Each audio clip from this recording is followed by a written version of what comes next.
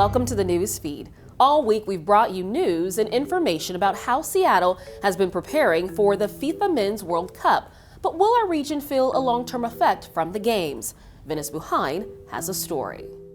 We set out with this idea that if every 8-year-old in the state of Washington formed a core memory through this event, an event that is about community connection, it's about connectivity to a global sport that really is its own language. Maya Mendoza-Ekstrom is Chief Business Officer of the Seattle Reign and on the local organizing committee board for the FIFA Men's World Cup Games. She says while Seattle was officially named a World Cup city in 2022, the region has been gearing up for these games for decades, all the way back to asking the voters to support building what is now Lumen Field. This stadium is purpose-built for Olympic and World Cup soccer. So Lumen was the very first NFL stadium built to support international soccer. Seattle will spend nearly $32 million to host 6 matches of the 2026 FIFA Men's World Cup. While much of the money will be spent on police and emergency management, other World Cup spending has resulted in water bottle filling stations, art on monorail columns,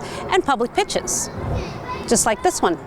FIFA has estimated about 750,000 fans will attend games. State officials say that could bring $846 million to the region, including nearly $600 million spent in local businesses. This is really the relationship soccer fans have with FIFA. They hate FIFA, but they love soccer.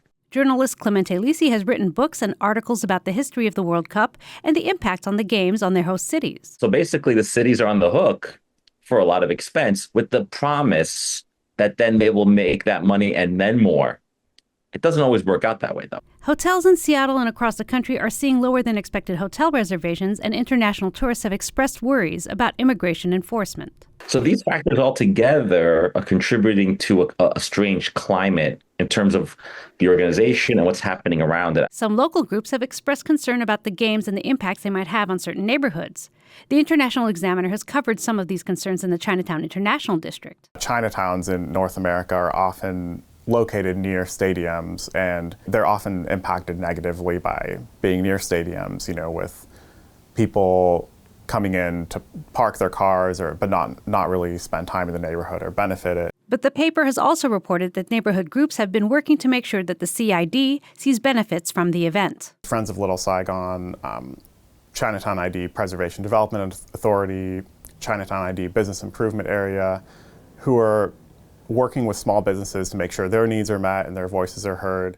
Lisi pointed out that the 1994 World Cup held in the U.S. set the stage for soccer's success in the country today. We wouldn't have women's soccer be what it is today, and you wouldn't have Major League Soccer, which is America's professional soccer league, which didn't even exist in 94. It was created as a result.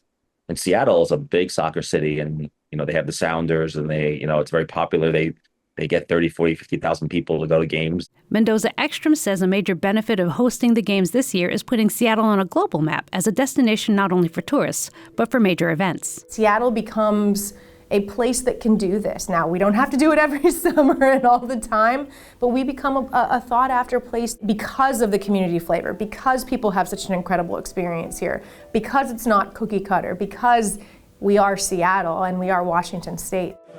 We might not see another World Cup in America for another 30 or 40 years. The World Cup is a big party, I always say, and people travel all around the world to go to that party, and then, maybe once in your lifetime, maybe twice in your lifetime, the party comes to you. I'm Paris Jackson. Thank you for watching the Newsfeed. To see the rest of our coverage on the upcoming World Cup, visit cascadepbs.org/thenewsfeed.